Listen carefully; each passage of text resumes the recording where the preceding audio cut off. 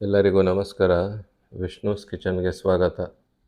ಇವತ್ತು ನಾನು ಒಂದು ದಿಢೀರಾಗಿ ಮಾಡೋವಂತಹ ಇಡ್ಲಿ ಮತ್ತು ಅದರ ಜೊತೆಗೆ ನೀರು ಚಟ್ನಿ ಮಾಡೋವಂಥ 2 ರೆಸಿಪಿಗಳನ್ನ ತೊಗೊಂಡು ಬಂದಿದ್ದೀನಿ. ಇದು ಅವಲಕ್ಕಿ ಮತ್ತು ಉಪ್ಪಿಟ್ಟು ರವೆನ ಉಪಯೋಗಿಸ್ಕೊಂಡು ಮಾಡಿರೋದು. ತುಂಬ ಮೃದುವಾಗಿ ತುಂಬ ಚೆನ್ನಾಗಿ ರುಚಿಯಾಗಿ ಬರುತ್ತೆ. ನೋಡಿ ಎಷ್ಟು ಮೃದುವಾಗಿ ಬಂದಿದೆ ಹಾಗೆ ಅಂತ. ಮತ್ತು ನಮ್ಗೆ ಯಾವಾಗ ಬೇಕೋ ಅವಾಗ ಮಾಡ್ಕೊಳ್ಬೋದು ಇದನ್ನು. ಇದಕ್ಕೆ ನೀರು ಚಟ್ನಿ ಮಾಡಿದ್ದೀನಿ. ತುಂಬಾ ರುಚಿಯಾಗಿರುತ್ತೆ. ನೀರಾಗಿರೋ ಅಂಥ ಖಾರವಾಗಿರೋ ಚಟ್ನಿ ಆ ಇಡ್ಲಿಯ ಒಳಗಡೆ ಎಲ್ಲ ಚೆನ್ನಾಗಿ ಹೀರ್ಕೊಳ್ಳುತ್ತೆ. ತುಂಬ ರುಚಿಯಾಗಿ ಬರುತ್ತೆ. ಈ ಚಟ್ನಿನ ಯಾವುದೇ ಇಡ್ಲಿಗೂ ಉಪಯೋಗಿಸ್ಕೊಳ್ಬೋದು. ಮತ್ತು ಉಪ್ಪಿಟ್ಟಿಗೂ ಸಹ ತುಂಬ ರುಚಿಯಾಗಿರುತ್ತೆ ಈ ಥರ ಚಟ್ನಿ. ಮೊದಲು ಇಡ್ಲಿ ಮಾಡ್ಕೊಳ್ಳೋಕ್ಕೆ 1 ಕಪ್ ಅವಲಕ್ಕಿನ ಒಂದು ಪಾತ್ರೆಗೆ ಹಾಕ್ಕೊಳ್ಳೋಣ. ಇದನ್ನು ನೀರು ಹಾಕಿಬಿಟ್ಟು ಒಂದು 2-3 ಸಲ ಚೆನ್ನಾಗಿ ತೊಳ್ಕೊಳ್ಬೇಕು ಅವಲಕ್ಕಿನ. ಯಾವಾಗಲೂ ಗಟ್ಟಿ ಅವಲಕ್ಕಿ ತೊಗೊಂಡಿದ್ದೀನಿ. ಪೇಪರ್ ಅವಲಕ್ಕಿ ಎಲ್ಲ ಗಟ್ಟಿ ಅವಲಕ್ಕಿ ತೊಗೊಳ್ಬೇಕು. ಇದಕ್ಕೆ ತೊಳೆದ್ಬಿಟ್ಟು ಈ ಅವಲಕ್ಕಿ ಮುಳುಗೋ ಅಷ್ಟು ಮಾತ್ರ ನೀರು ಹಾಕ್ಕೊಳ್ಬೇಕು. ತುಂಬ ನೀರೇನು ಹಾಕೋದು ಬೇಡ. ಹಾಕ್ಬಿಟ್ಟು ಇದನ್ನು ನೆನೆಯಕ್ಕೆ ಬಿಟ್ಬಿಡೋಣ. ಅದೇ ಥರನೇ ಉಪ್ಪಿಟ್ಟು ರವೆ 2 ಕಪ್ ತೊಗೊಂಡಿದ್ದೀನಿ. 1 ಕಪ್ ಅವಲಕ್ಕಿ, 2 ಕಪ್ಪು ಉಪ್ಪಿಟ್ಟು ರವೆ. ಇದನ್ನು ಅಷ್ಟೇ ಒಂದು ಸ್ವಲ್ಪ ನೀರು ಹಾಕಿಬಿಟ್ಟು 1-2 ಸಲ ತೊಳ್ಕೊಳ್ಬೇಕು. ತೊಳೆಯೋದು ಅಂದರೆ ಅಕ್ಕಿ ಅವಲಕ್ಕಿ ಎಲ್ಲ ತೊಳೆದಂಗೆ ಏನಾಗಲ್ಲ. ಸ್ವಲ್ಪ ನೀರು ಹಾಕ್ಬಿಟ್ಟು ಮೇಲಿಂದೆಲ್ಲ ಬಸಿದ್ಬಿಟ್ಟು ತೊಳ್ಕೊಳ್ಬೇಕಷ್ಟೇ. ಈ ಥರ ತೊಳೆದ್ಬಿಟ್ಟು ರವೆ ಮುಳುಗೋ ಅಷ್ಟು ನೀರು ಹಾಕಿ ಬಿಟ್ಬಿಡಬೇಕು. 20 ನಿಮಿಷ ಎರಡನ್ನೂ ನೆನೆಯಕ್ಕೆ ಬಿಟ್ಬಿಡೋಣ. ಅಷ್ಟರಲ್ಲಿ ಚಟ್ನಿ ಮಾಡ್ಕೊಳ್ಳೋಣ.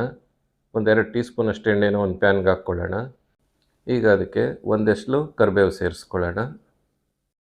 ಹಾಗೆಯೇ 1-2 ಒಣಮೆಣಸಿನ್ಕಾಯಿನ ಸೇರಿಸ್ಕೊಳ್ಳೋಣ. 1/4 ಇಂಚಷ್ಟು ಹಸಿ ಶುಂಠಿ ಸೇರಿಸ್ಕೊಳ್ಳೋಣ. ಈ ಹಸಿಮೆಣಸಿನ್ಕಾಯಿ ಒಂದು 7-8 ತೊಗೊಂಡಿದ್ದೀನಿ. ಇದನ್ನೆಲ್ಲ ಮುರಿದ್ಬಿಟ್ಟು ಹಾಕ್ಕೊಳ್ಳೋಣ. ಅಂದರೆ ಈ ನೀರು ಚಟ್ನಿ ಮಾಡುವಾಗ ಯಾವಾಗಲೂ ನಾವೇನು ಗಮನದಲ್ಲಿ ಇಟ್ಕೊಂಡಿರಬೇಕು ಅಂದರೆ ಖಾರ ಮತ್ತು ಉಪ್ಪು ಸ್ವಲ್ಪ ಜಾಸ್ತಿ ಹಾಕ್ಕೊಳ್ಬೇಕು. ಆವಾಗಲೇ ರುಚಿಯಾಗುತ್ತೆ. ಇದನ್ನೆಲ್ಲನೂ ಸ್ವಲ್ಪ ಮಧ್ಯಮ ಊರಿನಲ್ಲಿ ಎಣ್ಣೆನಲ್ಲಿ ಚೆನ್ನಾಗಿ ಬಾಡಿಸ್ಕೊಳ್ಳೋಣ. ಮೆಣಸಿನ್ಕಾಯಿ ಅದೆಲ್ಲ ಚೆನ್ನಾಗಿ ಬಾಡೋ ಥರ ಬಾಡಿಸ್ಕೊಳ್ಳೋಣ. ಕರಿಬೇವನ್ನು ಸ್ವಲ್ಪ ಗರಿಗರಿ ಆಗಬೇಕು. ಇದನ್ನು ಆರಕ್ಕೆ ತೆಗೆದಿಟ್ಬಿಡೋಣ. ಈಗ ಅದೇ ಪ್ಯಾನ್ಗೆ ಒಂದು ಸ್ವಲ್ಪ ಕೊತ್ತಂಬರಿ ಸೊಪ್ಪು ಮತ್ತು ಅದ್ರ ಜೊತೆಗೇ ಒಂದು ಸ್ವಲ್ಪ ಪುದೀನ ಸೇರಿಸ್ಕೊಳ್ಳೋಣ. ಸ್ಟವ್ ಆಫ್ ಮಾಡಿಬಿಡೋಣ.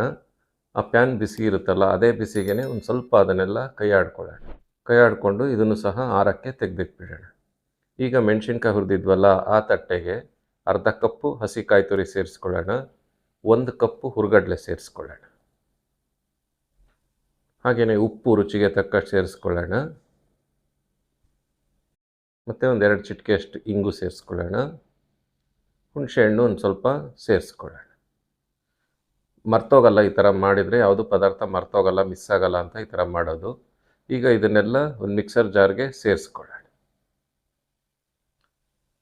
ಈ ಥರ ಎಲ್ಲ ಮಿಕ್ಸರ್ ಜಾರಿಗೆ ಸೇರಿಸ್ಬಿಟ್ಟು ಒಂದು ಸ್ವಲ್ಪ ನೀರು ಸೇರಿಸ್ಕೊಳ್ಳೋಣ. ಫಸ್ಟು ಇದನ್ನು ನುಣ್ಣಗೆ ರುಬ್ಕೊಂಬಿಡೋಣ.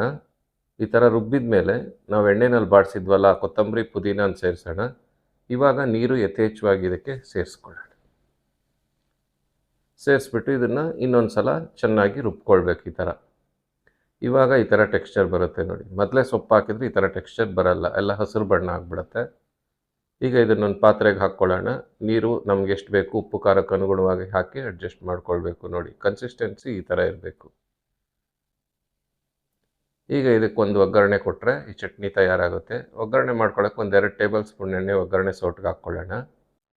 ಎಣ್ಣೆ ಕಾಯ್ತಿದ್ದಂಗೆ 1-1.5 ಟೀ ಸ್ಪೂನಷ್ಟು ಸಾಸಿವೆ ಸೇರಿಸ್ಕೊಳ್ಳೋಣ. ಸಾಸಿವೆ ಸ್ವಲ್ಪ ಜಾಸ್ತಿ ಹಾಕಬೇಕು. ಈ ಸಾಸಿವೆ ಎಲ್ಲ ಚೆನ್ನಾಗಿ ಚಿಟ್ಗುಟ್ಟಬೇಕು. ಚಿಟ್ಗುಟ್ಟಿದ ಮೇಲೆ ಸ್ಟವ್ ಆಫ್ ಮಾಡಿಬಿಡೋಣ. ಆಮೇಲೆ ಒಂದು ಸ್ವಲ್ಪ ಕರಿಬೇವು ಸಣ್ಣದಾಗಿ ಹೆಚ್ಚಿ ಈ ಥರ ಸೇರಿಸ್ಕೊಳ್ಳೋಣ. ಹಾಗೆಯೇ ಒಣಮೆಣಸಿನ್ಕಾಯಿ ಒಂದನ್ನು ಸಣ್ಣದಾಗಿ ಪೀಸ್ ಮಾಡಿ ಈ ಥರ ಸೇರಿಸ್ಕೊಳ್ಳೋಣ. ಈ ಒಗ್ಗರಣೆನ ನಾವು ಇವಾಗ ಈ ಚಟ್ನಿಗೆ ಸೇರಿಸ್ಕೊಳ್ಳೋಣ. ಸೇರಿಸ್ಬಿಟ್ಟು ಒಂದು ಸಲ ಬೆರೆಸ್ಕೊಳ್ಬೇಕು. ರುಚಿ ನೋಡಿ, ಉಪ್ಪು ಖಾರಕ್ಕೆ ಅನುಗುಣವಾಗಿ ನೀರು ಹಾಕ್ಕೊಳ್ಬೇಕು. ಸ್ವಲ್ಪ ಉಪ್ಪು ಖಾರ ಜಾಸ್ತಿನೇ ಇರಬೇಕು ನೀರು ಚಟ್ನಿಗೆ. ಈಗ ಈ ನೀರು ಚಟ್ನಿ ತಯಾರಾಯಿತು. ಈಗ ಈ ನೆಂದಿರೋ ಅಂಥ ಅವಲಕ್ಕಿ ನೋಡಿ ಈ ಥರ ಚೆನ್ನಾಗಿ ನೆಂದಿರಬೇಕು. ಇದನ್ನು ಮಿಕ್ಸರ್ ಜಾರ್ಗೆ ಸೇರಿಸ್ಕೊಳ್ಳೋಣ. ಸೇರಿಸ್ಬಿಟ್ಟು ಅದ್ರ ಜೊತೆಗೇ ಒಂದು ಅರ್ಧ ಕಪ್ಪಷ್ಟು ಹಸಿ ಕಾಯಿ ತುರಿ ಸೇರಿಸ್ಕೊಳ್ಳೋಣ. ಒಂದು ಅರ್ಧ ಕಪ್ಪು ಮೊಸರನ್ನು ಸಹ ಸೇರಿಸ್ಕೊಳ್ಳೋಣ. ಉಪ್ಪು ಇವಾಗಲೇ ಸೇರಿಸ್ಬಿಡೋಣ. ಸೇರಿಸ್ಬಿಟ್ಟು ಇದನ್ನು ನುಣ್ಣಗೆ ರುಬ್ಕೊಳ್ಳೋಣ. ನುಣ್ಣಗೆ ರುಬ್ಬಬೇಕು ನೋಡಿ ಈ ಥರ. ಇದನ್ನು ಒಂದು ಪಾತ್ರೆಗೆ ಸೇರಿಸ್ಕೊಳ್ಳೋಣ. ಇದನ್ನೊಂದು ಪಾತ್ರೆಗೆ ಸೇರಿಸಿದ ಮೇಲೆ ಈಗ ರವೆ ಎಲ್ಲ ನೆಂದಿರುತ್ತೆ. ಇದರಲ್ಲಿರೋ ಹೆಚ್ಚಿನ ನೀರಿನ ಅಂಶನ ತೆಗೆದುಬಿಡೋಣ. ಆಮೇಲೆ ಬೇಕಾದರೆ ಹಾಕ್ಕೊಳ್ಬೋದು. ತೆಗೆದುಬಿಟ್ಟು ಇದನ್ನೆಲ್ಲ ಇದಕ್ಕೆ ಸೇರಿಸ್ಕೊಳ್ಳೋಣ. ನೋಡಿ ಈ ಥರ ಎಲ್ಲದನ್ನು ಸ್ವಲ್ಪ ನೀರಿನ ಅಂಶ ಇರೋದನ್ನೆಲ್ಲ ತೆಗೆದುಬಿಟ್ಟು ಇದಕ್ಕೆ ಸೇರಿಸ್ಬೇಕು. ಇಲ್ಲ ಜರಡಿನಲ್ಲಿ ಶೋಧಿಸ್ಕೊಂಡ್ರೂ ಆಗುತ್ತೆ. ಇದನ್ನೆಲ್ಲ ಚೆನ್ನಾಗಿ ಕೈಯಲ್ಲಿ ಬೆರೆಸ್ಬಿಡೋಣ. ಇದೇ ಥರನೇ ಕನ್ಸಿಸ್ಟೆನ್ಸಿ ಇರಬೇಕು.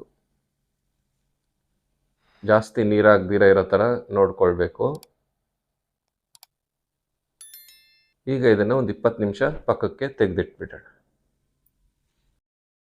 ಒಂದು 20 ನಿಮಿಷ ಆದಮೇಲೆ ಇದಕ್ಕೆ ಒಂದು 1/4 ಟೀ ಸ್ಪೂನು ಇನೋ ಸೇರಿಸ್ಕೊಳ್ಳೋಣ, ಅಥವಾ ಅಡುಗೆ ಸೋಡಾನು ಸೇರಿಸ್ಕೊಳ್ಬೋದು. ಸೇರಿಸ್ಬಿಟ್ಟು ಒಂದು ಸಲ ಚೆನ್ನಾಗಿ ಬೆರೆಸ್ಬಿಡೋಣ. ಒಂದು ಸ್ವಲ್ಪ ನೀರು ಹಾಕ್ಬಿಟ್ಟು. ಇಷ್ಟೇ ಇರಬೇಕು ಕನ್ಸಿಸ್ಟೆನ್ಸಿ, ಅಥವಾ ಇದಕ್ಕಿಂತ ಸ್ವಲ್ಪ ಗಟ್ಟಿಯಾಗಿರಬೇಕು. ಈಗ ಇದನ್ನು ಇಡ್ಲಿ ತಟ್ಟೆಗೆ ಹಾಕ್ಕೊಳ್ಳೋಣ. ಈ ಥರ ಎಲ್ಲ ಕ್ಲೀನಾಗಿ ಇಡ್ಲಿ ತಟ್ಟೆಗೆ ಹಾಕಿಬಿಟ್ಟು ನಾವು ಯಾವಾಗಲೂ ಇಡ್ಲಿ ಹೇಗೆ ಬೇಯಿಸ್ತೀವಿ ಅದೇ ಥರನೇ ಬೇಯಿಸ್ಕೊಳ್ಬೇಕು. ಒಂದು 12 ನಿಮಿಷ ಬೇಯಿಸ್ಕೊಂಡ್ರೆ ಸಾಕಾಗುತ್ತೆ. ನಾವು ಹಸಿ ಕಾಯಿ ತುರಿ ಇದು ಎಲ್ಲ ಹಾಕಿರೋದ್ರಿಂದ ಬೆಂದ ಮೇಲೆ ಆ ಕಾಯಿ ತುರಿ ಪರಿಮಳ ಇದು ಎಲ್ಲ ತುಂಬ ಚೆನ್ನಾಗಿ ಬರ್ತಾ ಇರುತ್ತೆ, ತುಂಬ ರುಚಿಯಾಗಿರುತ್ತೆ.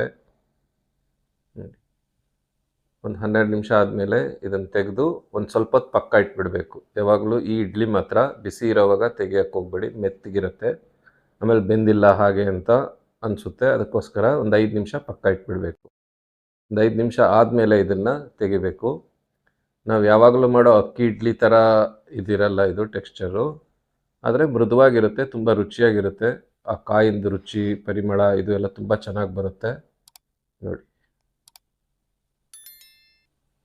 ಆಮೇಲೆ ನಾವು ಯಾವಾಗಲೂ ಬಟ್ಟೆ ಇಡ್ಲಿಗೆ ಹಿಂದ್ಗಡೆ ಸ್ವಲ್ಪ ನೀರು ಚಿಮ್ಕಿಸ್ಬಿಟ್ಟು ತೆಗಿಬೇಕು, ಅಂಟ್ಕೊಳ್ಳೆಲ್ಲ ಬರುತ್ತೆ ಹಾಗೆ ಅಂತ ನೋಡಿ ಕ್ಲೀನಾಗಿ ಬಂದಿದೆ. ತುಂಬಾ ರುಚಿಯಾಗಿರುತ್ತೆ. ಈ ಒಂದು ಇನ್ಸ್ಟಂಟಾಗಿ ಮಾಡೋವಂತಹ ಈ ಒಂದು ಅವಲಕ್ಕಿ ಇಡ್ಲಿ ಮತ್ತು ಅದರ ಜೊತೆಗೆ ಮಾಡಿರೋವಂಥ ರುಚಿಯಾಗಿರೋವಂಥ ಈ ನೀರು ಚಟ್ನಿ, ಈ 2 ರೆಸಿಪಿಗಳು ನಿಮ್ಗೆ ಇಷ್ಟ ಆಗಿದ್ರೆ ನಮ್ಮ ವಿಡಿಯೋನ ಲೈಕ್ ಮಾಡಿ, ಕಮೆಂಟ್ ಮಾಡಿ, ಶೇರ್ ಮಾಡಿ, ನಮ್ಮ ಚಾನಲ್ನ ಸಬ್ಸ್ಕ್ರೈಬ್ ಮಾಡಿ. ಧನ್ಯವಾದಗಳು.